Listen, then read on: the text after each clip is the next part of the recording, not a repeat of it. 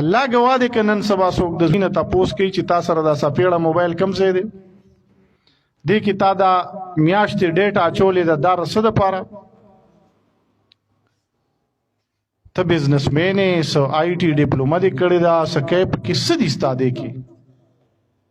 یا ودرېږه لکه ته دا موټرسایکل بار کوې له دې نه تا دا غوږونه لرې کړي دي شاته رتې هغه دغه رتې بل څه جوړ کړي دي چېرته ځې جنازې له ځې ارټ ته وغو له ځې څه له ځې ته تاسو دا څومره مشران چې ناست یو تن ته تپوس وکړو ووایم ته هغه ستا زوی چې زه کله ونسمه یا وله زه لا بازار کې سپېړه ورکمه چې ته ولې دا ون ویلینګ کوې نو تاسو ما ته ډومبې راځئ دا مشران چې ستا سپېړې سره سویم وه ته خو قانوني بس راوستې به دې پرچه به دې پې ورکړې وه تا سپېړې سره سویمه ده خو دکه سپېړه زما په زړه کې زما په ذهن کې عزیز ولی ده زه به دغه ستا دا ماشوم جیل ته ولېږم پرچه به پې ورکم په جیل کې څوک دي چې دا کچه خوله ماشوم دی کچه ذهن دی جیل ته زه ولېږم دلته خو هغه صرف ون ویلینګ کو خو جیل کې د ملاقات شرابي سره کیږي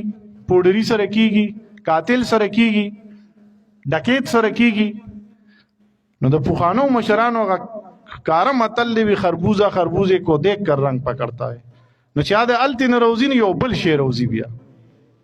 هغه به 2 ورځې تیری کړي 3 به تیری کړي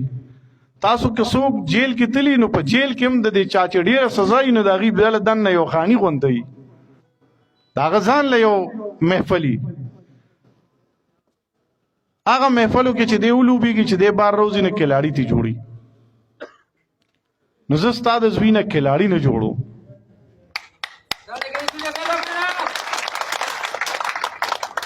زما کوشش داره که د دې سپېړې سره تا ته پته ولګېده د کوروم وي چې نن ماله ایس جوسف سپېړه راکړې وه ګزار یې راکړی دی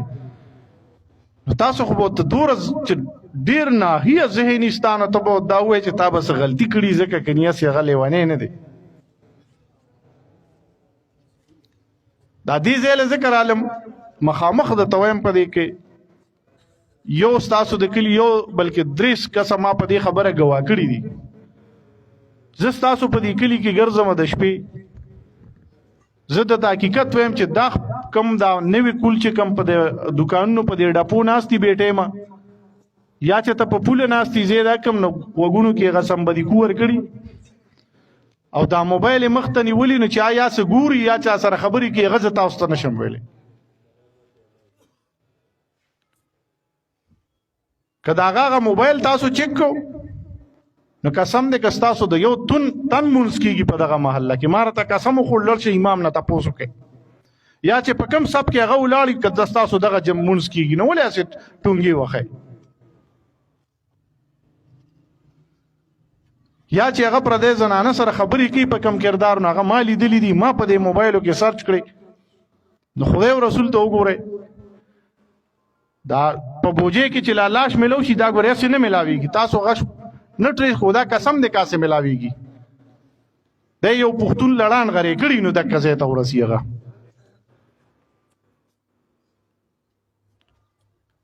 زه نومونه نه اخلم تاسو له دشمنۍ نه ګورم خو دا چې څومره خلک ولاړ دی نو په دې کې به کم از کم 20 کسه دغه سیده څنګه چې راته زه وایم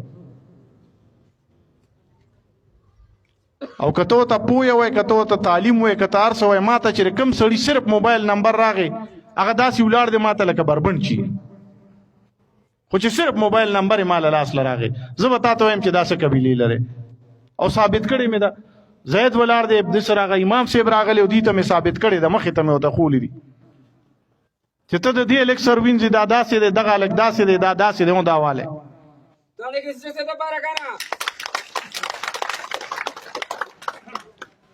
دا خبرې ما وی زه د چوجري ته نظم زبدات دي ته هر یو محله کې هر جمعات کې کوم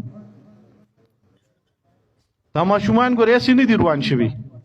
په دې تاسو پړې اچولې دي او په کوم ساروي چې به دې پړې واچو نه کاغه د چا شوتل ته تو کړه چا غنمو ته وته کړه چا جوارو ته بیا بنو تاسو ټول خلک راځي او مونږ ته کینې چې را پولیس ډیوټي نه کېدل تغلاس یې واش وخت دغه ځای موټر سایکل دا بل څه قسم نه کپټي دی جلبه تر بل ځای نه غل نه راځي خو چا سره په موبایل کې ډیټا نی یا بل مرګري سره ښه موبایل یا د سره خراب موبایل هغه چې وته ګوري چې زه به دا ښه موبایل څنګه اخلم یا به زه د میاشتې دا ډیټا د کم ځای نه اچوم یا زما پلان کې سره تعلق ته هغه خو زمانه 15000 روپۍ غواړي وای چې مال داو کا سوایس میسجونه مې دوه درې مشرانو ته ورول مې دا وګوره دا پیسې تاسو وای چې د خدای غریب دی د نن دا 11000 روپۍ زی پیسې دغه جنې ته پس کېو کو دا کم ځای نه را لیدته دا د کلی منځ دی خواو شرانه کورونم دی اوړه مې ډک دی خو حقیقت د توایما چې کزان ساته نو صرف خپل کشر